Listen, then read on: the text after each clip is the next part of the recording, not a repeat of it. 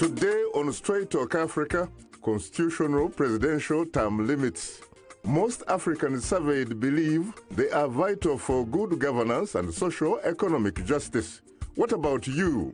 That's coming up next right here on Straight Talk Africa. Hello, welcome to Straight Talk Africa, live from the Voice of America headquarters here in Washington. I am Shaka Ssali. And hello to all our viewers and listeners on the continent and elsewhere. I'm Esther Guido-Ewart, your social media reporter. Today, it's a discussion on the significance of constitutional presidential term limits in Africa. And coming up later, our audience has weighed in on our topic through emails, Facebook, and Twitter comments. We'll reveal some of them ahead on Straight Talk Africa. During the 1990s, many African countries introduced presidential term limit provisions in their constitutions. But in recent years, several countries have shifted the constitutional goalposts. My colleague, Paul Ndiho, has more.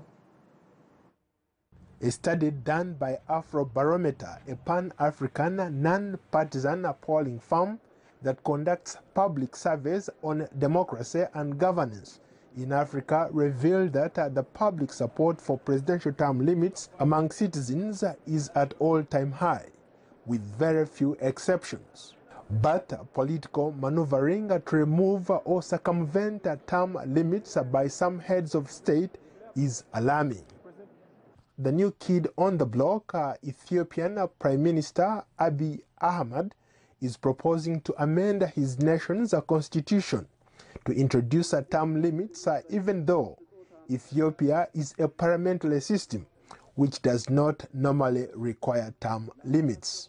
In April 2018, Sierra Leone's opposition leader, Julius Maada Bio, was sworn in as president, replacing incumbent President Ernest Bai Koroma, who abided by the country's constitution.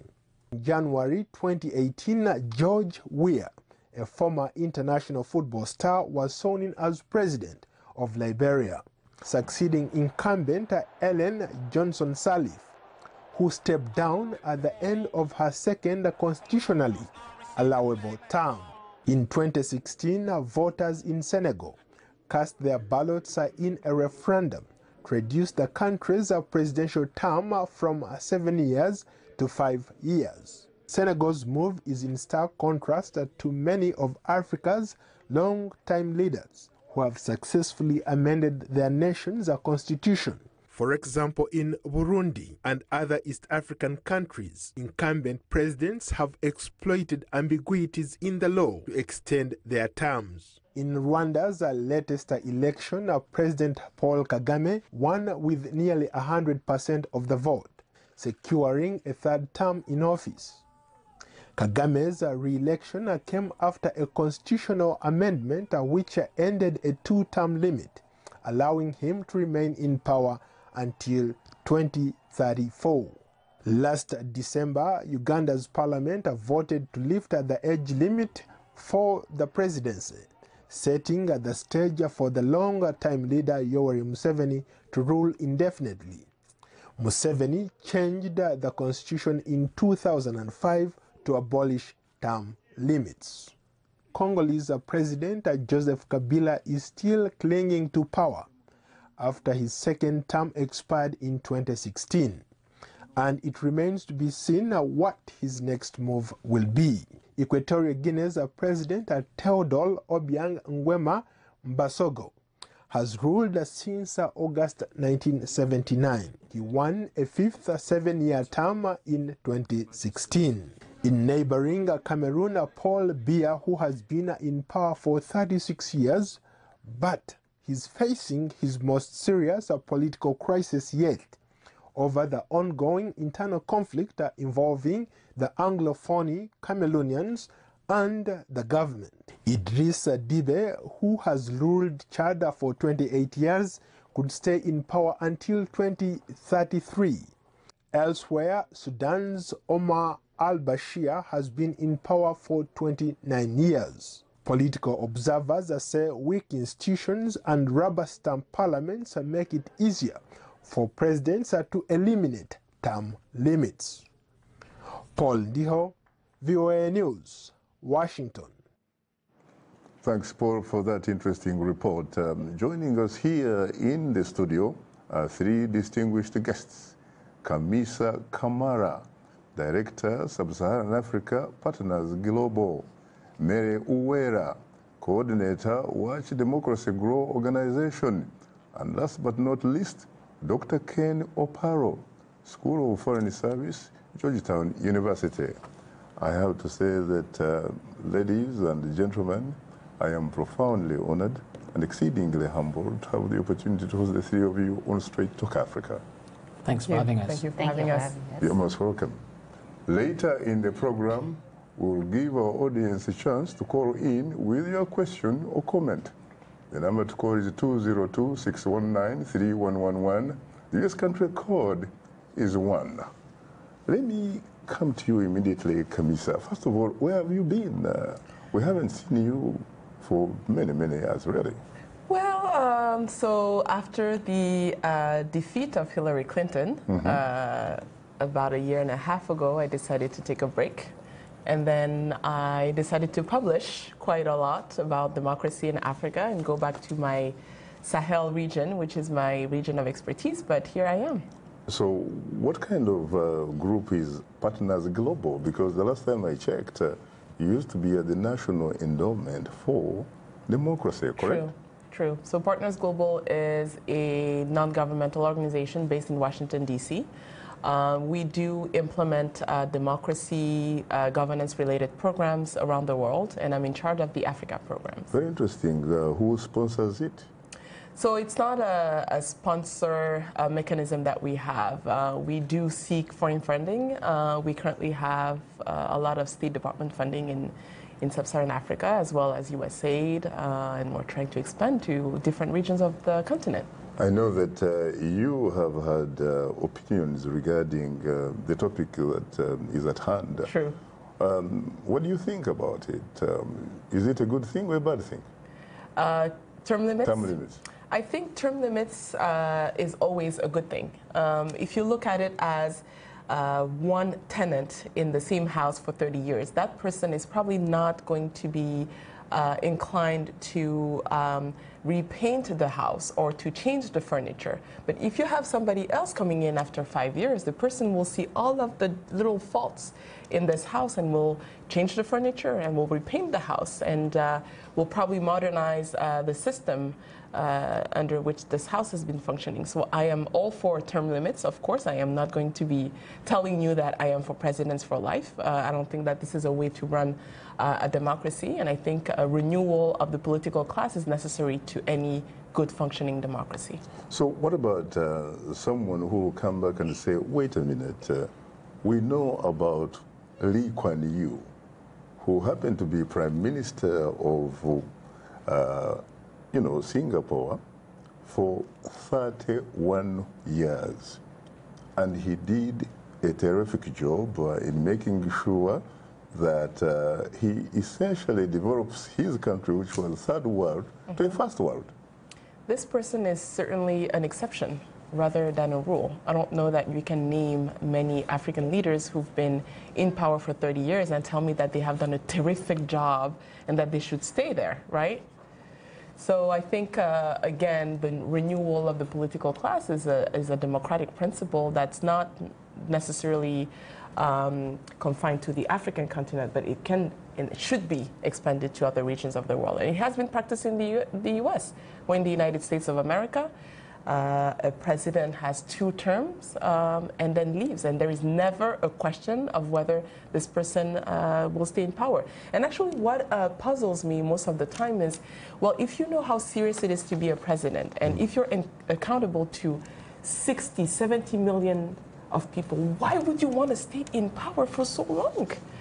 I think it's necessary for you to take a break and do something else with your time. Very interesting. What about you, Mary Uwera? I have to say that your last name seems to mean, if I can remember correctly, someone that is pure. Is that true? Yeah, that's what it means in my language, yes. So are you pure or something close to that? There is nobody who is pure but God. So what is this group that you are coordinating? Yeah, it is a non-profit organization aimed at integrating. She's implementing, and there is promotion, but in the real sense for us, we are aiming at integration, because for years there have been promotion, they have been implementing, but it is evident that we need really integration of democracy on the African continent, and it is what we stand for. So are you talking about, doing business with the African diaspora around here? Yeah, sure, because when you consider integrating democracy, to be sincere, African continent, it's so hard to integrate it. So a real voice will come from the Africans in diaspora, because A, they are free, two, they are in where politically the environment is easy for that process. And so we think if it starts here, it can spread to the rest in terms of hopefully integrated in schools and universities and so on and so forth. So I'll put the same question to you. What do you think about term limits? Are they good or bad? Especially given, frankly, that you come from the Republic of Rwanda, which overwhelmingly, at least from what we are told, agreed that incumbent president, Major General Paul Kagame, retired but certainly not tired, should stay into power, because without him, probably there would not be a Rwanda. For the issue of term limit, I will just give you quick 5 points why we really need term limit, especially on the continent. And I will come back to the issue of Rwanda, because remember, I'm on Africa, so I don't want to dwell more on Rwanda, but when it becomes to be a case study, definitely I will address it. I consider term limit to democracy as like blood is to human life. So term limits allows the circulation of democracy in the system. So at any material time, if it is not permitted, that means we are not going to have a healthy democracy. Number two, term limit is necessary to reduce the coups. The reason why we have coups on the continent, it's because men and women in uniform cannot just stand to see a civilian leader or a military leader take advantage on what they fought for. Fortunately, coups are no longer in vogue. No one, in fact, recognizes coups anymore. Maybe we should look at the manner in which some of these elections, some call them selections, are conducted. Yeah, they are no longer permitted, but if you consider the change in Zimbabwe, you cannot fail to say there was somehow a force of change, which was positive, by the way, which I actually support, because instead of bloodshed, totally the military men and women did what they are supposed to do, which is to protect and serve the sovereignty of their country. So they are not there officially, but practically we see them in another form. So term limit will reduce that problem. Three, actually, term limit will reduce the problem of crimes committed by the leaders. The reason why we see human rights abuses or violence on the continent, it's because of overstaying. When people start complain, there comes a notion of suppressing that voice, either through assassinations, through imprisoning of political opponents. So that will be reduced if we allow term limit. Three, we have to think of healthy of the leaders and the nations. So term limits, if you consider the case of FDR, the time he went for a third office, he was totally not able to end it, actually fourth office, because of his health issues. Exactly. So you don't want really leaders who are going to die in office, because if we have ended the era of kingship, we don't want kingship in terms of presidents. So that is the third thing, for the betterment of the people and the betterment of the leaders too. The third thing is the fourth thing would be for, in the real sense, the doctrine of opportunity for all. If we are to promote democracy, we will promote opportunity for all. Shaka will be the president of Uganda. She will be the president of another thing. That way we are getting new ideas and new generations into the system. So I support the notion of term limit. Very interesting. What about you, Ken Opala? You are a professor of politics. Yes. So I am definitely for term limits for the reasons that have been already outlined. And I'd like to add two more especially when we focus on sub-Saharan Africa. So most of the sub-Saharan African states are multi-ethnic, or in cases like Somalia, they have clans, which requires some sense of power sharing across different ethnic groups or across different clans. And term limits allow for circulation of leadership across different groups, so that you don't have the same sets of elites controlling both the political sector and the economic sector through time. Because when that happens, that's when you lose this notion of new ideas cycling in, both in terms of public policy, but also on the economic side.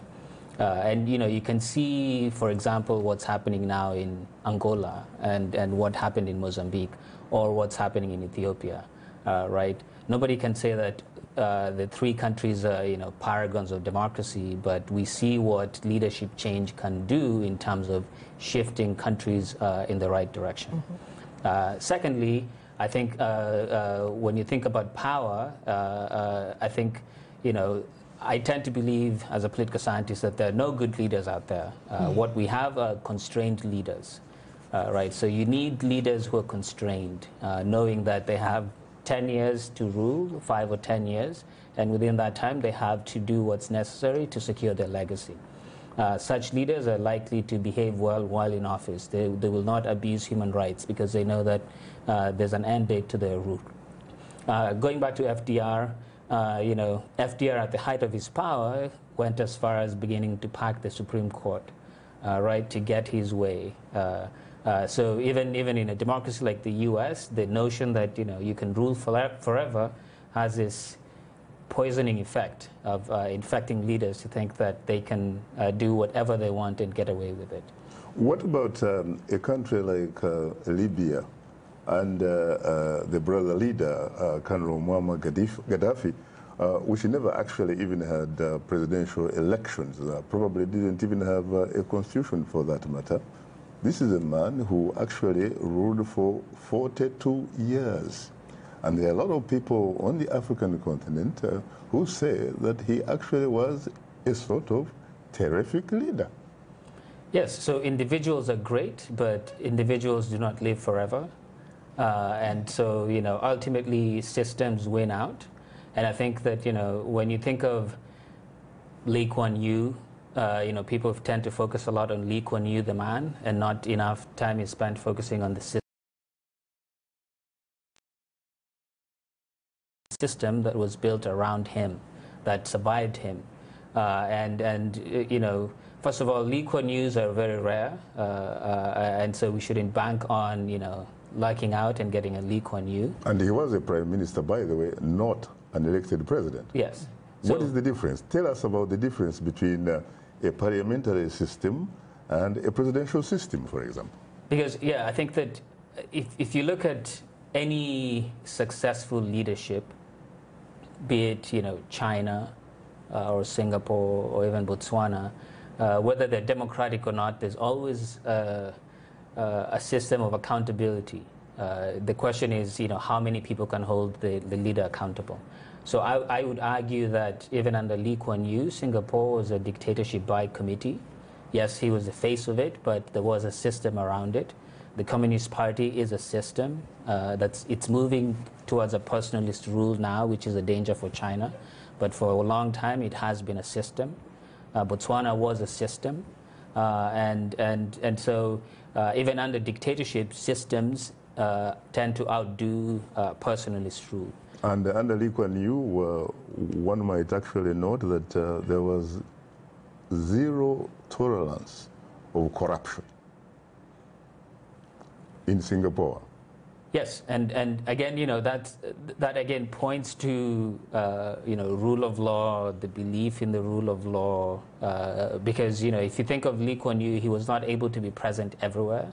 So he must have had a system that made sure that, the policeman was not taking a bribe. Delegated the responsibility. Yes, and people were actually doing what they're supposed to do.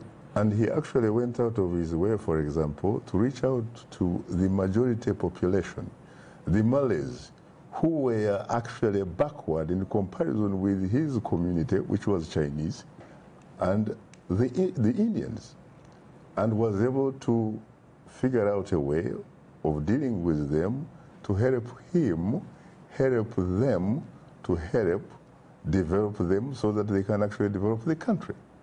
Yes.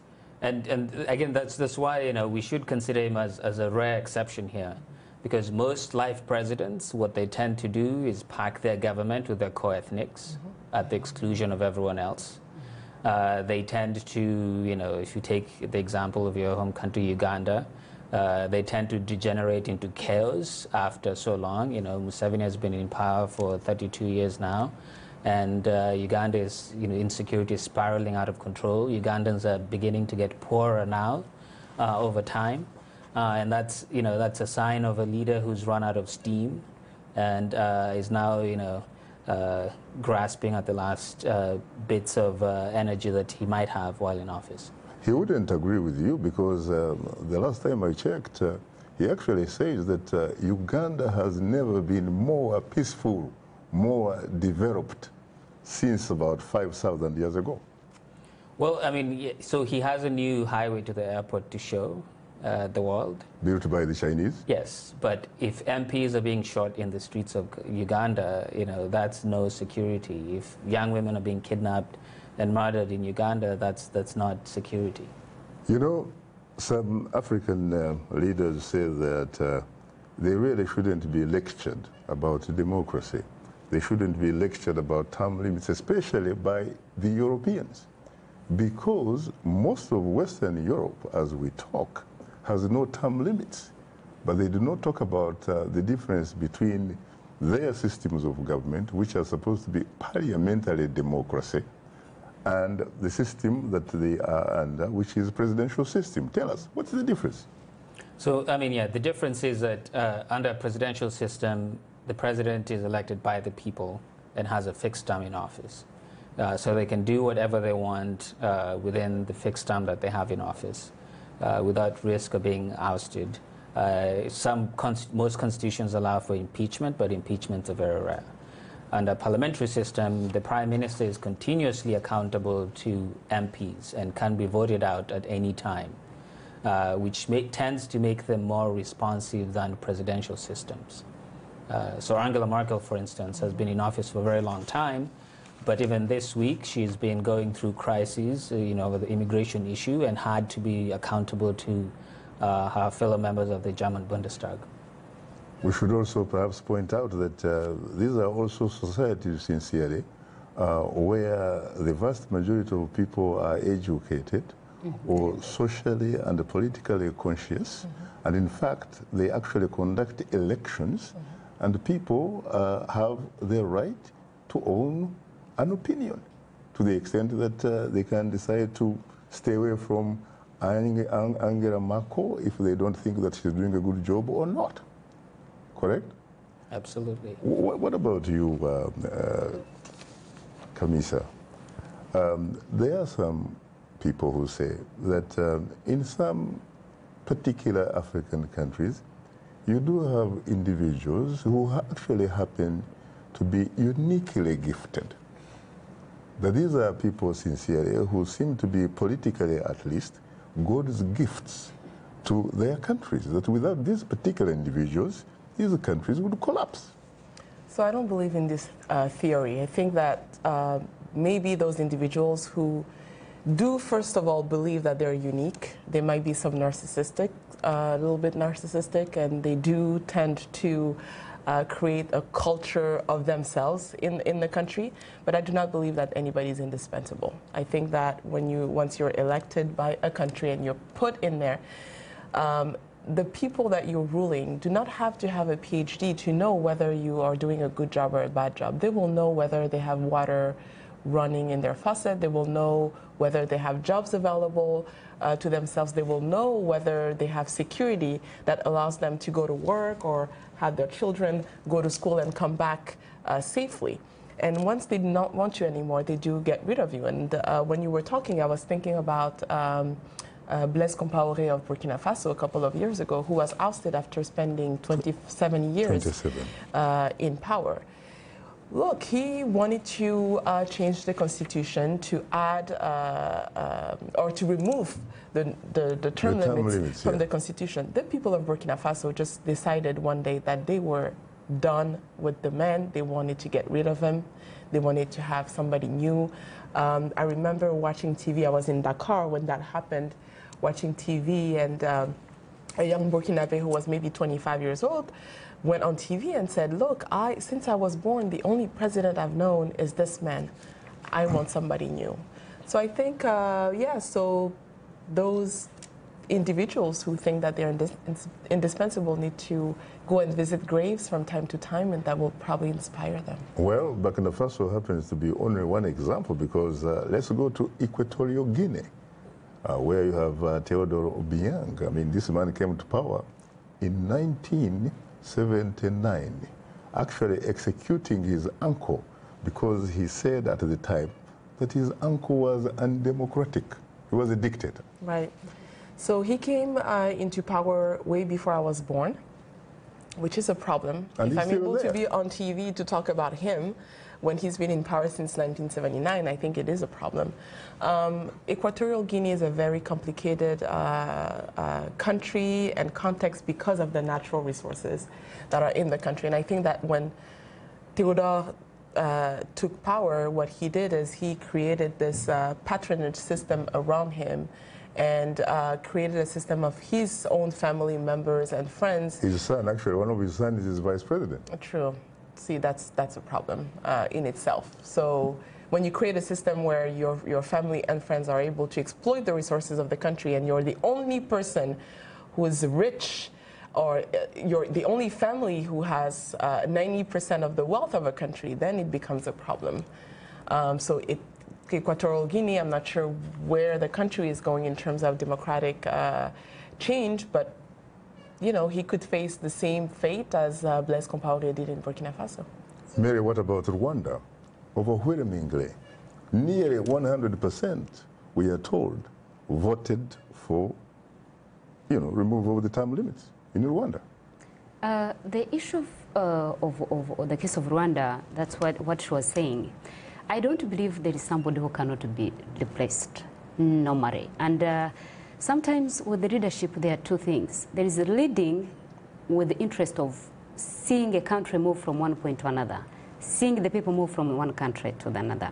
But if you are leading for your own interest, then you would not consider the issue of term limit. But if you want to see the country moving forward in terms of democracy, there is no way you can tell me you are going to say you are indispensable, because there are other people who are coming up. I believe in Rwanda there are zillions and zillions of people who can be able to replace the current president. But President Kagame will tell you it is not about Kagame, it is not him, it is the people that in fact are forcing him really to stay in power. Partly I see the reason why he usually claims on that argument, but again I would consider the case of FDR. When FDR came to US, became a president, there was economic depression, there was international crisis, which was the Second World War too, but nevertheless... He came after Hoover, of course. Exactly. Yeah. And there was like that kind of fear of like, if he takes off, maybe we won't achieve, and he had a lot of reforms, by the way, for US. Social Security started at that time, right. The Medicare started at that time. So Kagame, when he came in, there was a genocide. And that marketed him internationally that he's indispensable. But guess what? If he's considering that the country shouldn't go back to the same routine thing, it is time to think to hand over to another person. Ken, there was no genocide in Uganda. President Museveni, in fact, says that he is the only man, the only Ugandan who has the vision to think. He's the only one who can actually think for the country. The rest of Ugandans, their job is to implement his vision. Yeah, and you know, as you said, that's the height of narcissism, to think that out of millions and millions of Ugandans, he's the only one who has an idea of how Uganda can progress. And you know, the evidence is trickling out now that he's run out of steam, and you know, he's having to arrest his own security people, which is you know, telling us that the system is collapsing under its own weight. We'll come to that later. You are tuned into Straight Talk Africa. We'll have more of a discussion in a moment, including our social media segment. So please don't go away, because we'll be right back with you.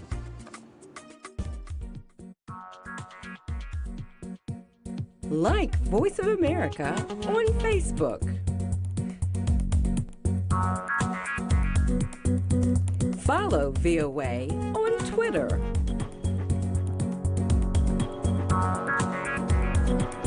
Join VOA on our YouTube channel.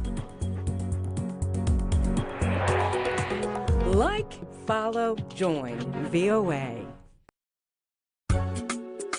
This is Straight Talk Africa on the Voice of America. Call us now with your questions and comments. The number is 202-619-3111 and the U.S. country code is 1. Call us direct and we'll call you right back. Remember to turn down the volume on your radio or television and keep your comments brief. Now back to Straight Talk Africa.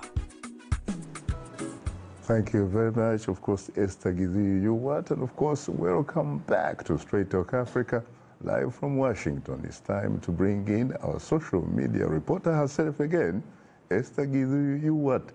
Take it away, Esther. Thank you, Shaka. We've received excellent social media feedback this week. New Ethiopian Prime Minister Abiy Ahmed wants to amend the constitution to introduce term limits on his post, but that's in stark contrast to many of Africa's entrenched leaders who have sought to extend their time as head of state. This leads us to our question of the week, which asked, which do you support, term limits or leaders for life, and why? And let's start with a tweet from Isaac Baha, who writes, it's a must for Africa to have term limits. Leadership isn't a private property or a hard-earned personal trophy. Leaders should know when to leave the stage. Life leaders don't leave behind healthy economies, only fat overseas accounts plus many kids. We have another tweet from Sireko MP, who writes, in case of Africa, Uganda in particular, I support term limit plus age limit. Political leadership is not hereditary. Now to our social media comment of the week from Facebook fan Okugbo Omunua Idaholo from Abuja, Nigeria, who writes, I'm strongly in support of term limits because the ideas that govern a state or society are far more important than an individual's perpetual stay in government. The public good must take precedence over the private good. Any individual who occupies State House must make it a priority to use his or her period in office to leave a lasting legacy in the life of the nation. And let's go to another comment from a Facebook fan, Obasugie Obasomudiamen, who writes, Shaka, I don't think that leaders for life is an option. The leaders for life syndrome is not debatable in my opinion. It has long been dumped in the vehicle of historical oblivion. And our last Facebook comment comes from Kasiabante John Jackson, who writes, Africa's problem is not the constitutions, term limits or age limit. It is lack of morality and integrity by African leaders. And a reminder that we appreciate all of the audience feedback. If you are a new fan, drop us a line at africatv@voanews.com. To comment on our Facebook page, just enter the keywords Straight Talk Africa. Be sure to visit us online at voaafrica.com. To join our YouTube channel, sign up to VOA TV to Africa. Follow us on Twitter at VOA Shaka. Straight Talk Africa streams live every Wednesday on Facebook, or simply go to VOA Straight Talk Africa TV program page on our website. To watch us live on your mobile device, download the VOA mobile app. Now let's look at what's on tap for next week's program.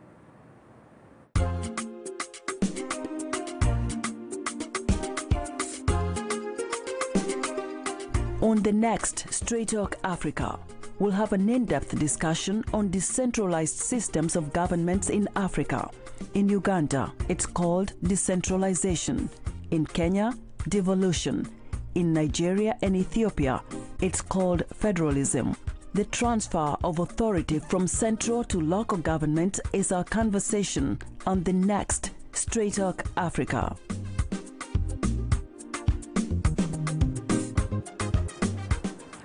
Well, that's all for today's social media segment. Shaka, you and the guests have a lot of social media comments to discuss. Over to you. Thanks, Esther. And today we are talking about the significance of constitutional presidential term limits in Africa. Our guests are Kamisa Kamara, Director, Sub-Saharan Africa Partners Global, Mary Uwera, Coordinator, Watch Democracy Grow Organization, and Dr. Ken Opalo, School of Foreign Service at Georgetown University. Again, I have to say, ladies and gentlemen, I am profoundly honored and exceedingly humbled to have the opportunity to host the three of you on Straight Talk Africa. Thank you, Shaka. You're most welcome. I really have to apologize to you, Ken, because there is no democracy in Studio 47. When a producer says you go for a break, you have to go, just like a soldier on a parade square. I hope you will find some space in your beautiful Kenyan hat to forgive me for that. Absolutely. Could you please pick up from where you left? Yes. And one other point that I wanted to make was on the question of thinking about individuals. So with the example of, say, Uganda or even Rwanda, we tend to focus on the individual men in power, and invariably they're men. But we tend to forget about the people around them, the very few people around them who depend on them for this economic sustenance. The hunger zone. Yes, who want to keep them in power, right? So, Robert Mugabe was kept in power by a few men who were benefiting from his corrupt rule. Similarly, in Uganda, there are a few people who are benefiting from Museveni's inept rule and want to keep him in power. Even in Rwanda, where Kagame has a more efficient form of public administration, it's still true that economic benefits are accruing to only a small group of people at the very top. And so those individuals should also receive some attention. And then finally, if you look at the DRC, which is this slow motion train wreck that's been going on for the last 2 years, the people who are benefiting from Congo's mineral resources, including big multinational companies, have a stake in having an absentee president who is better, would rather play video games than worry about stabilizing Congo and giving 80 million Congolese people a true shot at economic success. Do you have any incontrovertible evidence that the DRC president, Joseph Kabila, in fact, is preoccupied with playing video games? That's what's been reported out there. Well, I've never seen him do it. Well, we have at least been told that we should expect an election on December 23rd this year, and that Kabila is not going to be one of the candidates. Well, but he's running campaign ads already, which is interesting. Let me ask you a question, Kamisa. This is obviously under your watch. Let's go to Senegal. Okay. What makes Macky Sall tick? In March 2016, there was a referendum in Senegal, not to remove term limits, but in fact to reduce the presidential term, which was 7 years, to 5. So Senegal is one of those success stories of democracy in West Africa, but also in Sub-Saharan Africa. I don't know if you remember, but Macky Sall arrived in power after the people of Senegal had made sure that Abdoulaye Wade, who wanted to cling to power, left. He had to go. He had to go. We're not playing with our constitution. Our constitution is not a scrapbook where you can just come and make up your own rules. The constitution says that you have to leave. Abdoulaye Wade had the constitutional court on his side, so he was able to run in the presidential election. But the people of Senegal went to vote to make sure that he could not be elected. So Macky Sall arrived, brought in by the civil society of Senegal. He was there, and they made sure that he knew and was reminded on an everyday basis that it's the people of Senegal who brought him there. He wanted to show them that he was up to the task and that he was grateful to them and that he was a real and true Democrat. And that's the symbolic gesture that he made to reduce the number of years that a president could be in power. So now, instead of 7 years, the president of Senegal will only rule for 5 years. twice maximum, and then leave power. You know, some of his colleagues probably might think that he's crazy. Oh yeah, I'm sure. But I think it's a positive sign. Senegal has been this very stable country where there has never been any military coup. Peaceful transition of power. The security and defense forces of Senegal are one of the most responsible, responsive, professional of the entire continent. And I think Senegal is really on the right track and can give a very good example for other West African countries, but also for the entire African continent. Interesting. Something else is also happening again in West Africa. We're talking about Benin. Yes. Yeah? Patrice Talon. You're talking about, term limits of 2 terms. This man, in fact, wants to reduce from 2 terms to one 6-year term, just like Mexico. So, we were saying a few minutes ago that those presidents who are in power do create this myth around their own personality and them being the reason why the country is breathing. I think what we're seeing across the African continent more and more is that it's not only politicians who are interested in politics. Businessmen are also looking into politics and think that they have something to offer. Patrice Talon is not a politician, he's a businessman. So what he sees in the presidency is, you gave me a mandate, this is what I propose, and I can do it in 6 years. And I think it's a good idea. It might be a good idea. It might force presidents to really show what they're capable of. And at the end of it, he gets a review and then can pack up and leave. Maria, what about that? That seems to be really an aberration, not the rule. Yes, but she just mentioned of actually business people now getting interested in politics. The thing we should know is that actually for democracy to take effect on the continent and on the issue even of term limits, there must be a strong middle class group, strong enough to fight for its own stake, strong enough to facilitate strong institutions.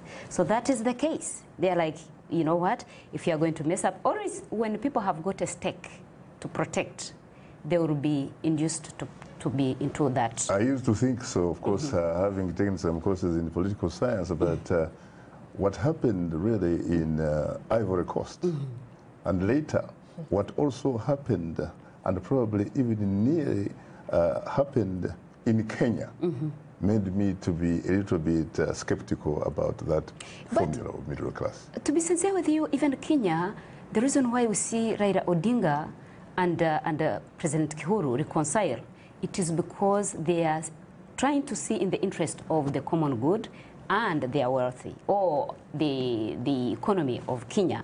It is not about them, as we would say, because when you consider what you are going to lose in that crisis, in terms of people, in Kenya terms of more economy. educated, yeah, exactly, more exposed, thank you, more urbanized, excellent, and to a large degree landless. Landless, very good. So the reason why we see sometimes leaders cling, there is an issue of, to be sincere with you, African leadership, it's one way of acquiring wealth. If you could start from there, and actually that would be another solution, term limit would distribute wealth. So people who come from probably humble beginnings are not particularly great candidates. Okay, let the term limit come, let them go there, get what they can, if that is the notion of getting what you can. This is what is happening in our countries. Get what you can, leave alone, and let Camila also come, get what she can, let Shaka come, get... I hope by the end of the day, the common man would also come into the circle. Actually, I did a bit of research in that area, and I found out, surprisingly, that some of the more successful leaders, world leaders, who have also really contributed enormously to the development of their countries, grew up in middle-class backgrounds. And Lee Kuan Yew happens to be one of them. His father had 2 tracks. And then another one is Fidel Castro of Cuba. True. But people who tend to come from very, very humble beginnings tend to have problems. When you consider even actually in the West, that's why they don't need term limit. because people are there, you are there to serve people, not to acquire. Yeah. So when you come from that kind of, I would call a marginalized in terms of economy, then there is a way where you are going to go there on a notion, with the notion of rooting. To be sincere, I call it rooting. That's true. And when I talk about middle class background, by the way, or, you know, the kind of pedigree that some of these successful leaders come from, I'm not talking about material wealth, because these would include people like the Madiba of South Africa, Nelson Mandela. They would include a man like Julius Kambarage Nyerere, Mwalimu of Nyerere, I mean of Tanzania, and they would include a man like the Osajefo, you know, Kwame Nkrumah of Ghana. Let's go to the lifeline of the show, which are the telephone callers, and you have Patrick from Nigeria. Good evening, Patrick. You're most welcome to Straight Talk Africa. Patrick, what about Tedler from New York? Good afternoon. How are you, my brother? Yeah, good afternoon. Thank you for this inspiring discussion, Shaka. You always bring democracy. How many years we have been talking about democracy? Let me ask my beautiful ladies and gentlemen over there.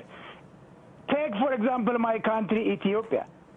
When we have the same system for 27 years, we have nothing. Fight, destruction. Now, all of a sudden, we got one man, a good man, I can say, things start to change. But the crisis is, for example, if Ethiopians want to choose this man as their prime minister because of the system we have, ethnic federalism, we cannot choose for him. So for me, Africans, as diversified as they are in language, in culture, what is the best way of choosing a man or a woman we like? We should have a system so that those men will be elected by the majority of the people. When their term limits go, they will go peacefully. But if you tribalize African like we did in Ethiopia, it is a disaster. It is not, because we will never choose our own leader. It will be like a Bantustization, and then we'll have a tribal rivalry, and that will not be helpful for democracy, Shaka. Thank you very much. Thank you very much, my brother Ken. I think you could react to that. Yeah, I mean, systems of government in Africa have not been responsive to the fact that these are multi-ethnic societies, especially in East and Southern Africa, where ethnicity tends to be salient. Now, you know, after the Ethiopian Civil War, Meles had the idea of this ethnic federalism as a way of solving Ethiopia's problems. Now, the challenge, of course, is that a lot of power is still in Addis, and that's where all the action is.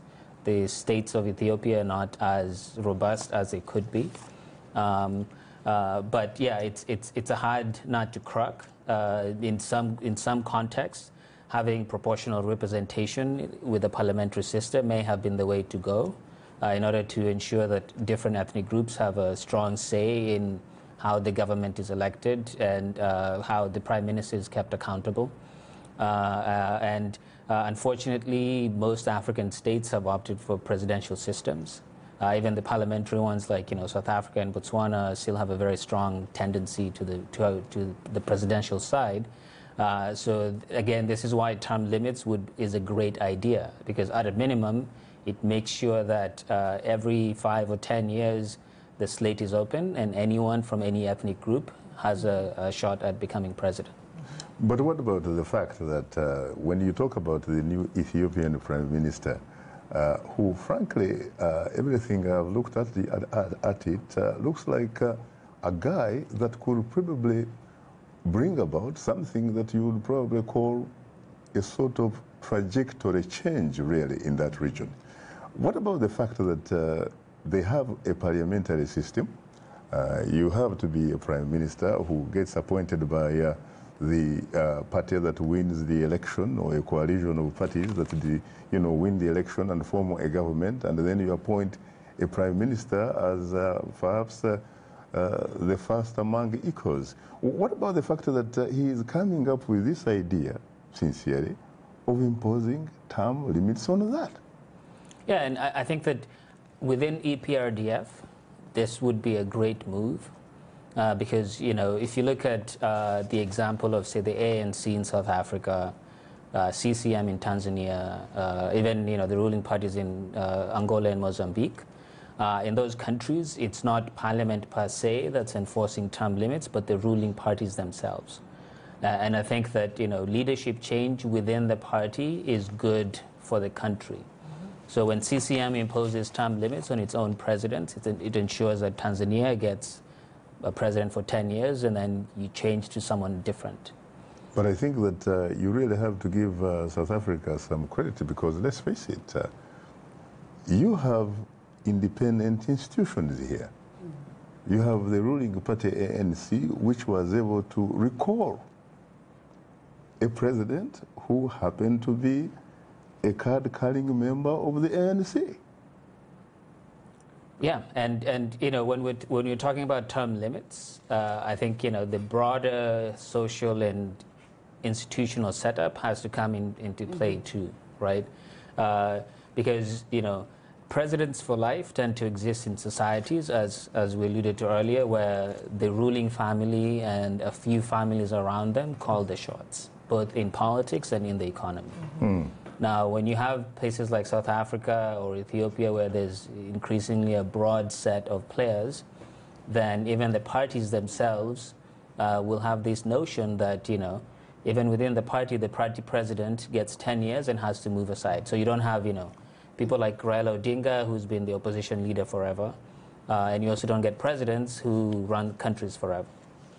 Now, Ken, let me ask you this question. There was a man called Lord John Emerick Acton, a great British historical intellectual. He once said that power tends to corrupt, and absolute power corrupts absolutely. That great men are almost always bad men. What triggered this? Yeah, I mean, it's the idea that, the great men are constrained men, right? Men who, for a variety of reasons, whether through religion or, other social forces, find themselves having guardrails to make sure that they behave well.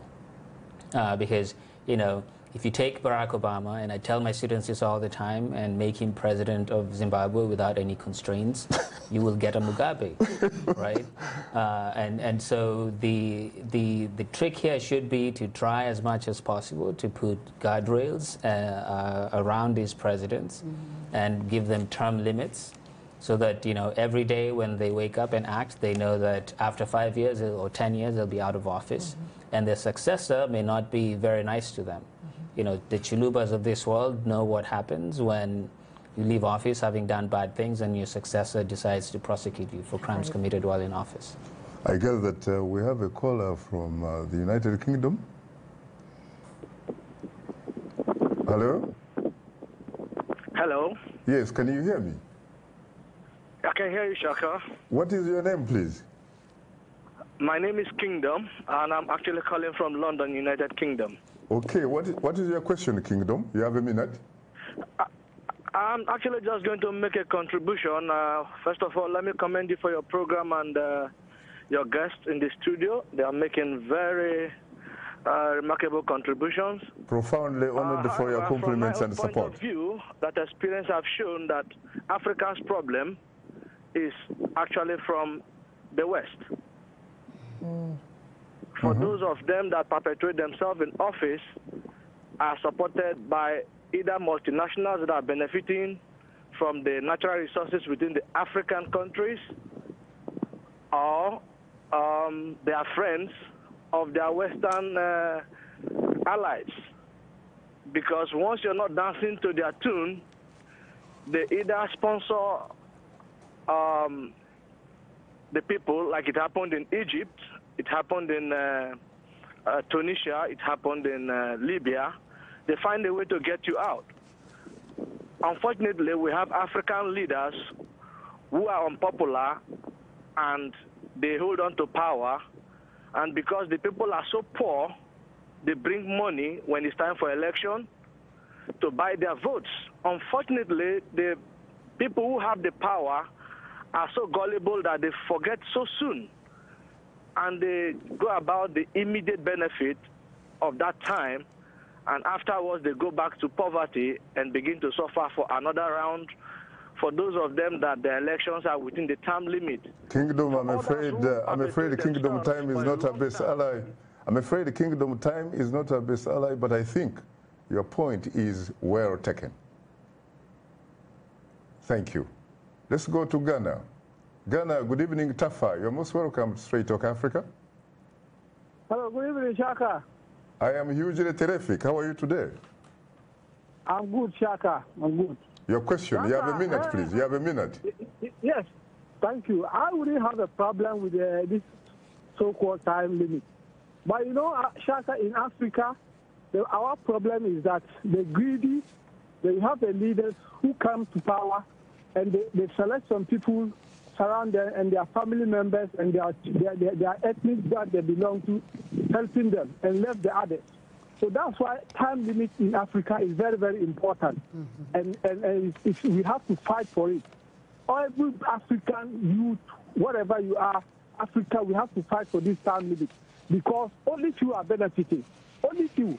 You have, look at Museveni, your country. He made one of the most ridiculous comments ever president have ever made, that the more he stay in power, the more he get more experience. How can we allow some people continue to be in power? I am against it. I'm against it. Well, Western world, in Britain, they don't have time limit, but their leaders are working for everybody. But in Africa, it's different. So in Africa, time limit is very, very important. Thank you very much, Shaka. God bless you. You're most welcome, Tafa, and God bless you too.